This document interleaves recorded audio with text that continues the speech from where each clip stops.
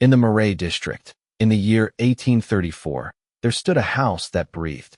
Not metaphorically. Its floorboards exhaled damp, heavy air, and beneath them lay human teeth, as if the house had swallowed them. Workers came with orders to tear it down. But when they lifted the last beam, a fresh imprint of gums, warm and wet as living flesh, remained. In that moment, the house took its final breath, and something inside was finally free.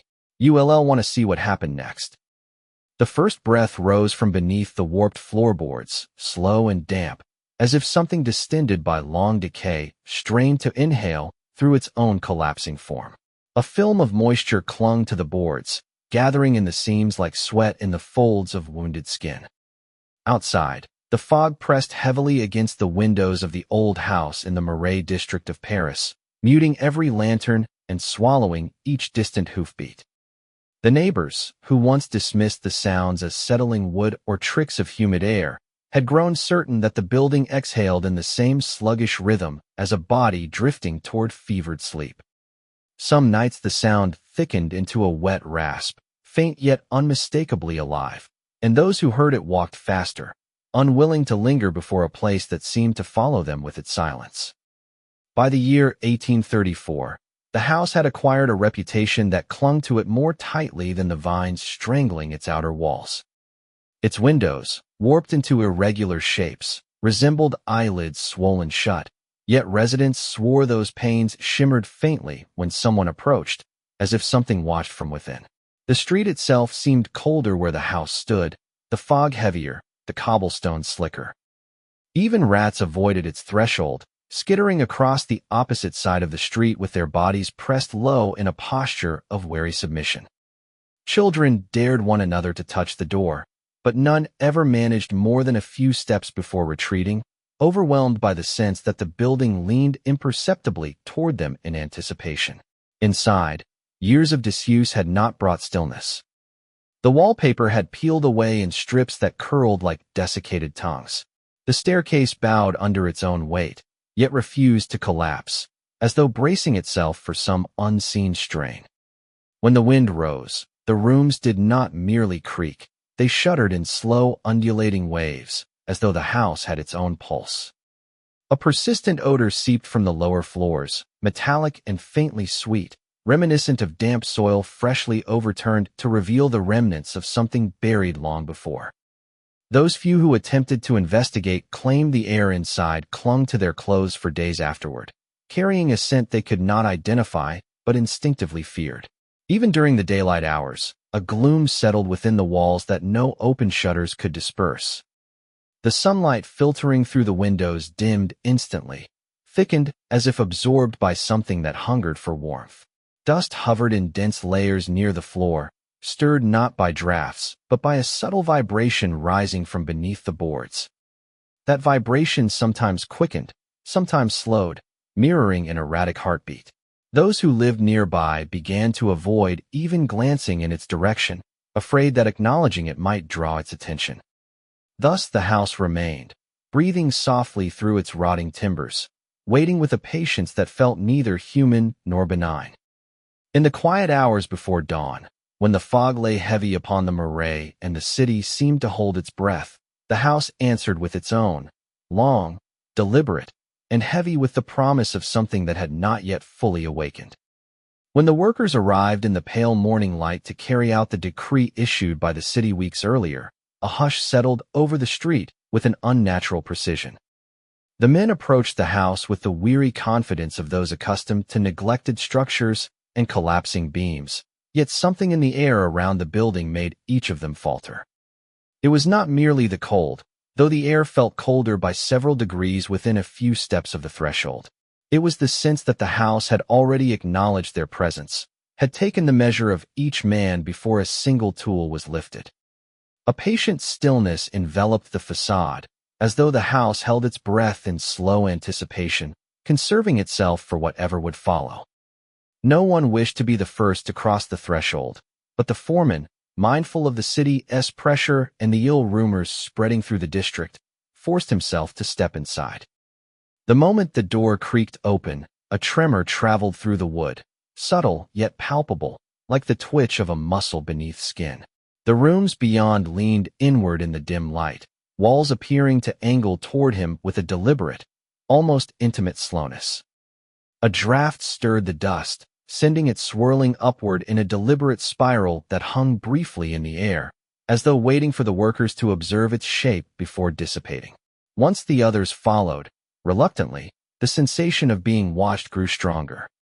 It was not a single gaze, but the impression of numerous quiet attentions, diffuse yet intense, as if the very surfaces of the house observed them.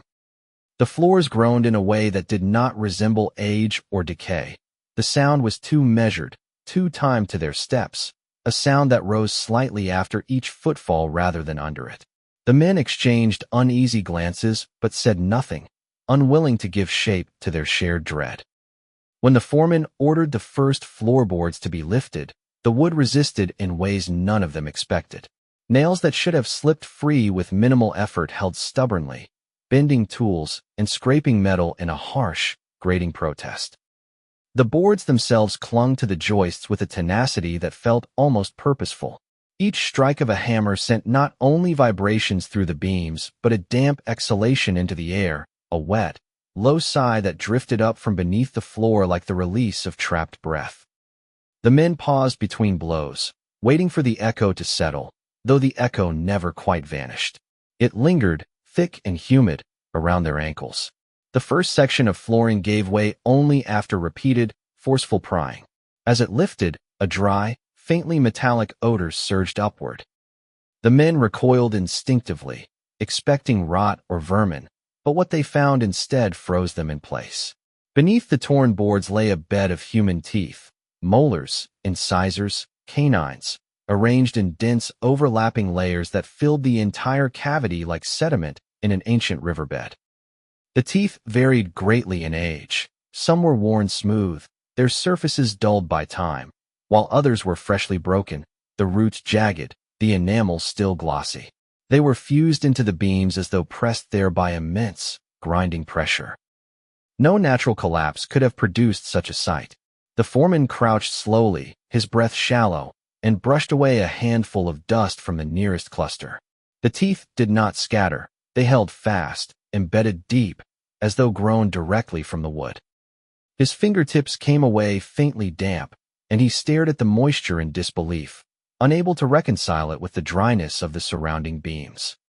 Another worker leaned in, only to jerk back when he realized the teeth continued beyond the cavity, descending into the lower beams in a pattern that suggested not random accumulation but deliberate placement, layer upon layer, as if the house had swallowed them night after night.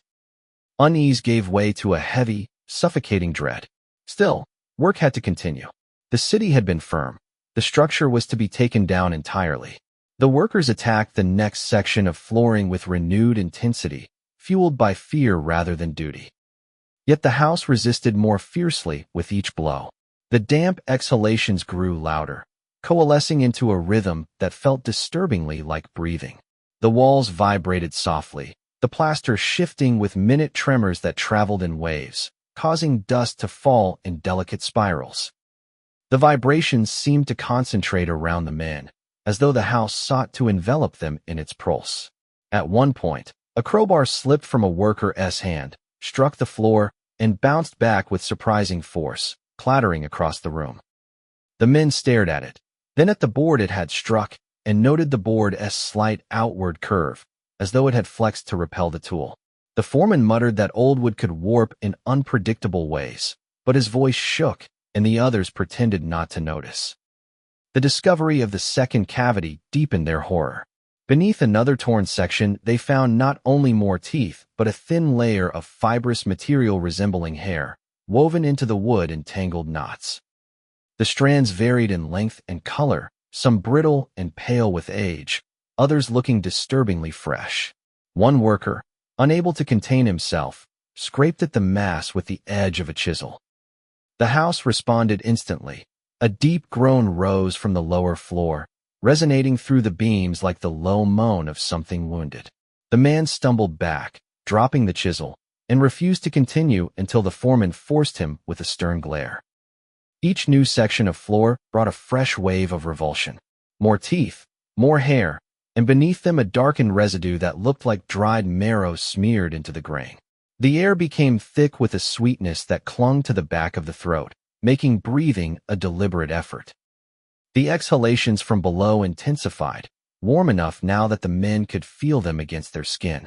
Every strike of a hammer was answered by a tremor in the beams, a series of subtle convulsions that rippled through the wood. Despite their mounting fear, the workers pressed on, driven by the need to finish the task quickly, to escape the suffocating atmosphere. Yet the house gave the impression of adjusting itself to their movements. The walls angled inward more visibly, narrowing the space as though urging them deeper. The staircase, which had seemed unstable at first glance, held firm despite the vibrations, almost bracing itself in anticipation. Each room they entered felt smaller than the last, as though the house was subtly folding around them. By the time they withdrew for the day, shaken and silent, the air behind them pulsed with a long, slow exhale that chased them into the street. None spoke as they walked away, yet each man felt the same certainty settle into his bones. The house had not merely endured their intrusion. It had observed it with a patient hunger, absorbing every strike, every breath, every tremor, waiting, with unsettling calm, for what would come next. The deeper the workers ventured into the house, the more its structure abandoned any pretense of being an ordinary building. The air inside thickened with a cloying humidity, as though exhaled continuously by something with damp, unseen lungs. Their clothes grew heavy, clinging to their skin. Every breath came reluctant and shallow, drawn through an atmosphere that resisted being disturbed. Beneath their boots, the boards felt not merely unstable but tensed, like muscle bracing under the anticipation of pressure. What should have been lifeless timber responded to each step with a subtle recoil, as though trying to withdraw from their touch. Nails that should have rusted into brittle fragility instead held with the stubborn tenacity of living tissue. When a crowbar pried at them, they bent in long, sinewy arcs, resisting extraction as though anchored by tendons rather than metal. The beams groaned, yet the sound carried a viscosity inconsistent with dry wood. It was a thick, wet resonance that suggested not fracture but discomfort. With each blow of a hammer, the groan deepened, vibrating through the walls and sinking into the workers' bones. They felt it reverberate in their teeth, a sensation that unsettled even those who had not yet glimpsed the horrors hidden beneath the floors. As they ascended to the second level, the air clung to them more aggressively.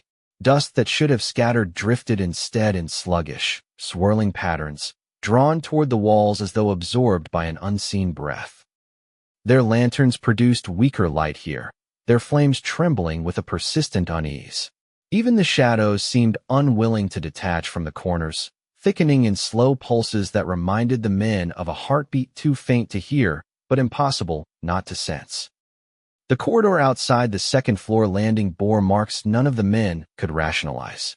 A long, glistening streak curved along the plaster, wide and faintly ridged, like the impression left by gums dragged across a surface. When the foreman approached, holding his lantern closer, the streak reflected the flame in a wet, oily shimmer. He reached out with trembling fingers, unable to resist confirming what his eyes insisted was impossible. The warmth beneath his fingertips jolted him back so violently that he nearly dropped the lantern. The streak felt fresh, as if created moments before their arrival, still retaining the heat of living flesh.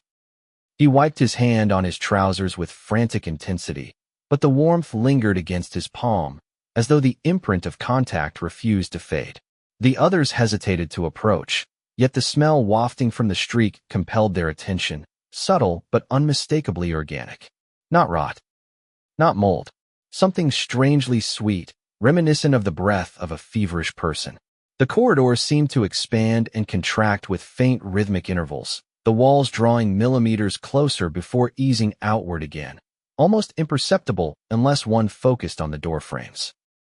The building did not merely respond to their presence. It appeared to adjust itself around them, enclosing them within a narrowing cage of slow, deliberate motion. Further exploration revealed more signs of unnatural behavior. Boards that looked solid yielded underfoot with a softness incongruous with their appearance, bending slightly as though depressed by weight on something pliant beneath them. Wallpaper peeled in strips that curled toward the workers, not away, as though pulled by an inward draft. Some of the men swore the walls emitted a low, murmuring hum just at the edge of perception. It was not constant. It rose and fell gently, like breathing strained through hidden spaces.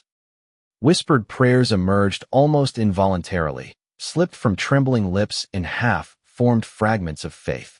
Yet the house seemed to swallow each murmur the instant it was uttered. Words that should have echoed faintly against the plaster simply vanished, snuffed out as though caught by a thick, absorbing mass. Even the softest sounds felt suppressed.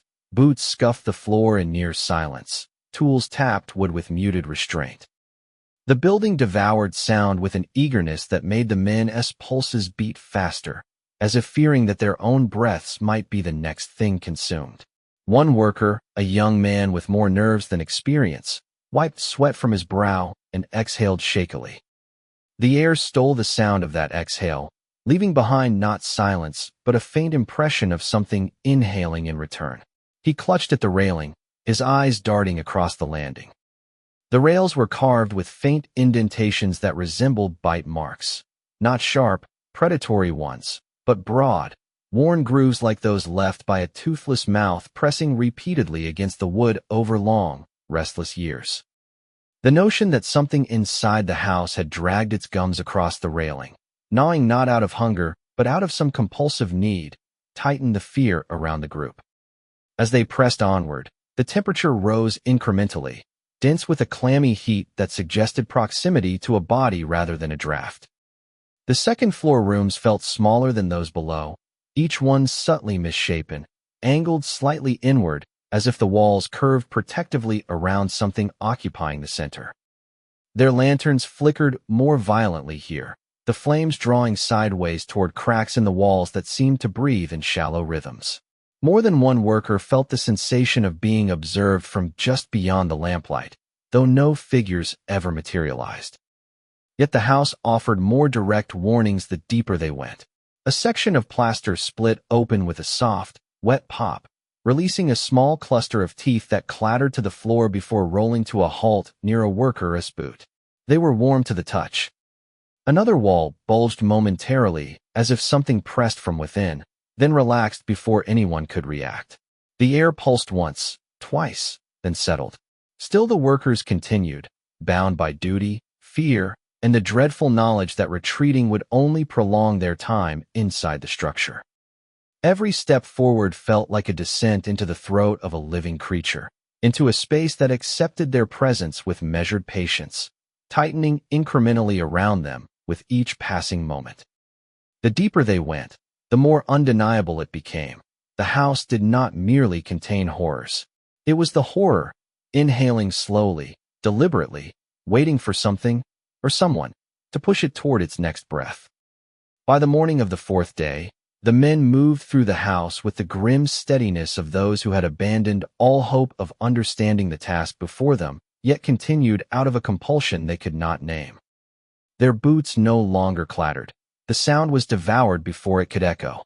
Even their breath seemed to vanish upon exhalation, swallowed by the dense, humid air that pressed close against their skin. The building had grown warmer overnight, a thick, syrupy warmth that seeped from the walls and made the men feel as though they were walking through the inside of a fevered body. None spoke of sleeping, though their eyes carried the hollow exhaustion of men who had not rested. In the strange half-light of the interior, day and night blurred. Only the progression of their work distinguished 1 hour from the next. They returned to the stairwell with the foreman leading hesitantly, lantern held like a shield. Something had changed in the night. The air here swelled and receded in a slow, rhythmic cadence, a movement too smooth and too deliberate to be the product of mere drafts. The banister trembled under the foreman's hand with a subtle vibration, as if responding to the proximity of warm flesh. The boards beneath them flexed with faint give, no longer resisting like tense muscle, but yielding with soft, unsettling pliancy. It felt as though the entire structure had spent the night preparing itself. When the workers pried open the cramped hollow beneath the stairwell, a fine cloud rose into the air. At first they believed it to be dust, but the harsh metallic tang in the back of their throats betrayed its true nature. It was the texture that confirmed it, granular yet fibrous, clinging to the skin in a way that ordinary dust never did. It resembled ground bone, sifted to a powder and mixed with something that gave it weight. The men recoiled instinctively, wiping their hands on cloth already stained with the residue of the previous day's discoveries. Nestled at the center of the hollow lay a length of wood shaped unmistakably like a rib. Not carved, not hewn by tools, but grown into its form by some warped imitation of anatomy. The curvature held a smoothness that was too natural, too aligned with the proportions of a human chest. Along the inner edge, faint grooves ran parallel like the lines where muscle might once have attached. The men stared in frozen horror as the foreman reached out with trembling fingers and brushed the surface. It yielded slightly beneath his touch, firm but not rigid, like cartilage that had only recently begun to harden. He snatched his hand away, and the rib seemed almost to settle, as if relaxing from a moment of tension. A draft began to move through the sealed room behind them, impossible in a space whose windows were boarded and whose doors fit so tightly they barely scraped open. The air flowed with the unmistakable rhythm of inhalation, a slow pull that drew dust toward the unseen depths of the house, gathering it along the walls in delicate spirals. This breath lingered, held in suspension, before releasing in a warm, moist exhale that brushed against the men's necks and sent shivers racing down their spines. It felt too close, too deliberate. The house was breathing around them. They stood frozen, tools clutched in hands suddenly slick with sweat. The air thickened further, growing so dense it felt almost liquid. The walls seemed to pulse, plaster swelling outward in subtle waves that rippled along the surface like the contraction of smooth muscle. The banister tightened under the foreman's grip, as though the wood itself clenched beneath his palm. The building's breath quickened, no longer the slow rhythm of slumber, but a more urgent cadence, like something preparing to rouse from long dormancy. The men exchanged looks of shared dread, each sensing that turning back would provoke a reaction far worse than pressing forward. It was not courage that kept them working. Courage had fled them on the second day. What held them was something colder, a sickening recognition that the house desired their presence, and that leaving prematurely would be an act of disobedience. The structure seemed attuned to their thoughts, tightening subtly whenever hesitation crept into their minds, relaxing only when the decision to continue settled among them like an unwelcome agreement. With trembling hands, they resumed their work. The tools felt heavier, as though something pressed against them. Splinters did not crackle as they tore free. Instead, the wood parted with soft, fibrous sighs, like tissue being separated rather than timber breaking. Every fragment they removed revealed more unsettling details. Knots shaped like knuckles, grain patterns that twisted in the suggestion of veins, cavities lined with a slick residue that glimmered faintly in the lantern light. A beam, once pried open, revealed a hollow interior packed with more of the powdery bone dust and pale filaments that seemed disturbingly organic. Each discovery fueled the nauseating certainty that the house had not merely absorbed the remnants of the people who had lived or died within it. It had grown from them. A sudden rush of air surged through the staircase, pulling their hair and clothing toward the upper floors. It felt like a ravenous inhalation, deeper and more forceful than before. The lantern flames flickered violently, bowing toward the darkness above. In the same instant, the bone dust in the hollow swirled upward in a spiral, tracing the curve of the rib before dispersing into the suffocating air. The house exhaled once more, a thick, shuddering breath that carried a low, throaty vibration, as though a voice struggled to take shape without yet knowing how to form words. Something inside the walls shifted, a long, dragging movement that traveled from the base of the stairwell up through the beams, rattling the structure in a way that was neither wood-settling nor any creature the men could imagine. It was a movement with intent, yet still they continued. Each blow of the hammer brought not the satisfaction of progress, but the disquieting sense that they were participating in a ritual the house had been waiting for. And beneath their fear lurked a darker understanding. The house did not want them to stop. Stopping would be a refusal, and refusal felt dangerous in a place that now breathed in tandem with their own lungs. So they worked, swallowed by the rising warmth, surrounded by the pulse of the living structure, feeling with every passing moment that they were drawing nearer not to the destruction of the house, but to its awakening. The final beam groaned as though resisting not the pull of tools but the betrayal of something intimate. The workers had encircled it for much of the afternoon, their movements sluggish under the thick, humid air that pressed against their lungs. The house had grown warmer still, a cloying heat that clung to their clothing and crawled over their skin like moist breath. They had stripped away every surrounding board, every nail that clutched the wood like a hooked tendon, until only the last length of the foundation remained, an anchor not simply of structure, but of something that felt older than memory, older than the city decree that had sent them here, older perhaps than the men themselves. When at last the beam tore free with a shuddering rasp, it revealed a glistening underside lined with soft, ridged impressions, not the marks of worms or tools, but the unmistakable outlines of gums, full, fleshy arcs with the faint suggestion of emerging teeth forming beneath the surface. The imprint glistened wetly, fresh as saliva on a living mouth. Heat radiated from it, a pulse of warmth that caused the men to drop the beam in horror, stepping back as though it might twist toward them. For a single heartbeat, long, heavy, and trembling, the entire house inhaled. The air yanked inward with a violent force that bent the lantern flames sideways and drew dust, debris, and the men's own loose clothing toward the hollow beneath the structure. The breath seemed to originate from everywhere at once, walls contracting in a ripple, floorboards flexing with a deep internal tremor, the stairwell vibrating in a coarse rumble that traveled upward like a swallowed cry. It was the sound of recognition, of something becoming aware of what had been taken from it.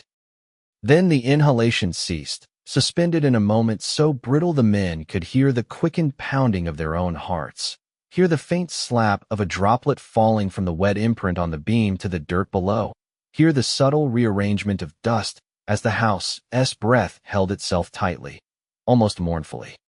When the exhale finally came, it erupted in a sound that would haunt the district for years after.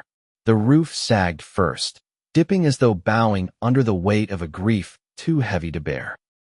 The walls buckled in slow ripples, plaster cracking in long wet tears that exposed the ribbed, sinewy layers beneath.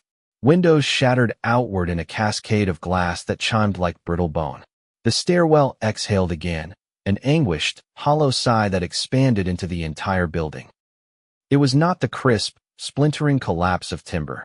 It was a low, resonant moan, as though the house itself understood it had been undone and sought to voice one final protest against the inevitability of its own ending. The groans surged outward, rolling through the district in a thick wave that rattled shutters and sent birds shrieking into the sky. Dogs barked. Vendors in the street paused mid-call, turning toward the source of the sound with wide, uneasy eyes. Children clutched at their mothers, sensing something immense and unseen drawing its last breath. Inside, the men staggered back as beams bowed and twisted, curling not in the predictable cracking of collapsing architecture, but in the slow convulsion of something dying. The ground heaved beneath their feet, dust erupting in clouds that settled in gritty layers on their sweat-damp skin. One man tripped over a fallen plank and reached out to steady himself on the wall, only to recoil with a choked cry.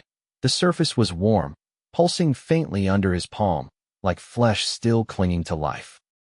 The ceiling above them contracted sharply, pulling upward before dropping in a heavy collapse that sent rafters spilling downward in a shower of debris. The men scrambled toward the exit, dodging splintering joists that struck the floor with muffled, meaty thuds. As they fled through the doorway, the threshold shuddered and contorted, narrowing momentarily as though seeking to hold them inside. It loosened only when the last man forced himself through with a desperate cry. Outside, fresh air felt thin and unreal. The heat of the house still clung to their clothes, steaming from their skin as though they carried its breath with them. They turned in unison, drawn by morbid compulsion to witness the end. The structure sagged inward, its walls folding like exhausted limbs giving way. The roof contracted once more, then collapsed entirely in a shuddering implosion that sent a plume of dust rising in a towering column. For a long moment the dust held shape, forming the vague outline of something enormous crouched upon the foundation, an impression that flickered and dissolved before any of them could fully comprehend it. Then the cloud dispersed, drifting through the streets like the dissipating sigh of a dying creature. Only the foundation remained, cracked and steaming faintly in the evening air. The wet glisten along the stones evaporated slowly, leaving behind a dark residue that seeped into the ground in thin rivulets. The men stood motionless, unable to move or speak, as though waiting for the ruins to twitch or breathe again. The district grew unnervingly quiet. Even the wind seemed hesitant to disturb the settling dust.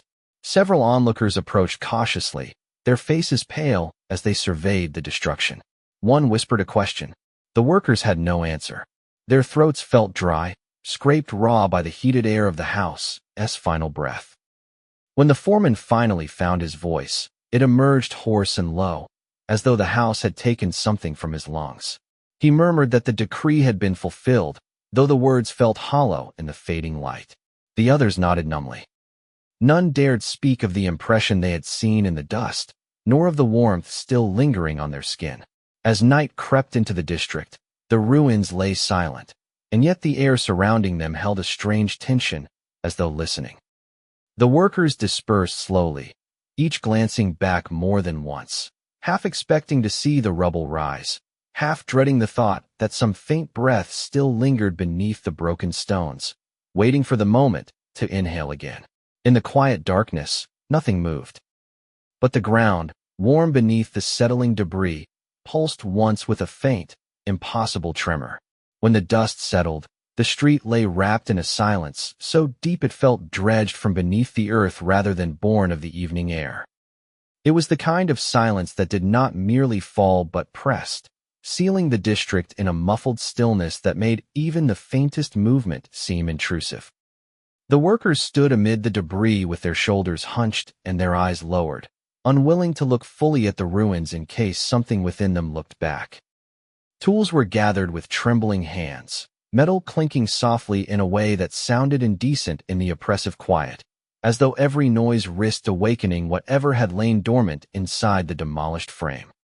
The men had taken only a few steps toward the edge of the street when a sound rose from beneath the rubble, a faint, wet stirring that made them freeze in perfect unison. At first it resembled the settling of debris, the shift of cooling timber, or the soft collapse of dust. But the longer it continued, the more its rhythm betrayed the intention behind it. It was not the random pattern of falling stone. It was measured, pulsing, as though drawn from a depth that had nothing to do with the ruins and everything to do with something breathing beneath them. The whisper came next. Moist, delicate, almost curious, it seeped between the broken stones with the texture of something freshly woken. It shaped no human syllable, having no need for them, yet its cadence carried unmistakable purpose. It drew itself together like an infant testing its lungs, tasting the concept of sound for the very first time. The air around the rubble grew warmer, humid enough that several of the men felt their faces dampen as though exhaled upon. No one stepped closer. The whisper did not ask for approach. It simply wanted to be heard. A sensation passed through the gathered workers, a sudden, unified clarity that tightened their throats and hollowed their chests. They understood then, without any need for language or reason, that the house had not resisted its destruction. It had not clung to its walls nor strained to keep its beams intact out of any sense of survival. Its shudders, its breaths, its oppressive warmth had not been pleas for mercy. They had been contractions, the rhythmic tightening of something preparing itself for release.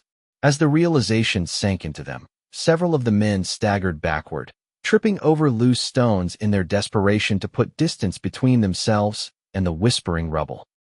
One dropped his hammer, another muttered a prayer in a voice so brittle it nearly cracked. The foreman tried to speak, to command them to compose themselves, but his voice dissolved into a strangled rasp. The house's final exhale had scraped something raw in his throat, leaving him with only fractured sound. From under the collapsed beams the whisper thickened, growing in texture rather than volume. It vibrated through the ground in soft, continuous waves, each too subtle to be fully felt yet impossible to ignore. Dust rose in thin spirals as if drawn upward by a breath from below. A few scattered pebbles quivered, shifting in tiny increments toward the center of the rubble. The movement was slight, almost imperceptible, but it carried a sense of direction, toward the very heart of what the house had once been. The men retreated farther until they stood pressed against the opposite wall of the street. The air around them felt wrong, slick and warm, as though they were trapped within the humid confines of a creature's mouth. Night had begun to settle fully, but the darkness that pooled around the ruins seemed to arrive faster than it did elsewhere, thickening into a shadowed mass that felt not like absence of light, but the presence of something too dense for illumination to penetrate. Then the whisper stopped. The silence that followed was not a relief. It was a void, a sudden swallowing of all ambient noise, as though the entire district held its breath in anticipation. Even the distant city sounds, hooves on cobblestones, voices drifting from taverns, the faint splash of river water, seemed to retreat from the Marais, leaving the workers suspended in a pocket of hushed dread. A low, tremoring pulse rose next. It throbbed once beneath their feet, a soft displacement of air that reminded them painfully of the house's final inhalation. The rubble shifted, only by a fraction, but enough to send a ripple of dread through every onlooker. Something within was drawing itself together, shaking off the weight of shattered beams and crushed stone like a creature shedding the remnants of a broken shell. The workers fled first. Some ran openly, stumbling and gasping, while others backed away with slow, terrified steps, as if fearing that sudden movement might provoke whatever stirred below. Their tools lay forgotten in the dirt, abandoned like offerings to appease an unseen presence. Passers-by who had gathered at a distance retreated with them, drawn backward by instinct rather than understanding, their eyes fixed to the trembling heart of the ruins. When the last man rounded the corner and the street lay briefly deserted, the ruins exhaled. The breath rolled outward in a slow, deliberate wave, far softer than the shuddering sigh that had accompanied the house's collapse. It was intimate, almost tender, as though tasting the open air with genuine curiosity. Yet its softness did nothing to alleviate its wrongness. The warmth of it clung to the stones, the walls, the very air, as if marking each surface it touched. Something within the rubble shifted one last time, and then all movement ceased. The breath faded. The street stilled. For a moment it seemed the silence might settle into something ordinary again, the kind that follows any building's destruction. But an undercurrent lingered, humming faintly through the air, too subtle to identify, too persistent to dismiss. It stretched through the district like an awareness, as though the very shadows had begun to listen. Far from the ruins, where the workers had scattered into the safety of lamplight and crowds, a faint pressure trailed after them, an invisible humidity brushing their necks, a sound at the edge of hearing, the sensation of being followed by a breath that was not their own. What had lived inside the walls had not died with the house. It had been waiting, and now it moved freely through the night, inhaling the city for the very first time.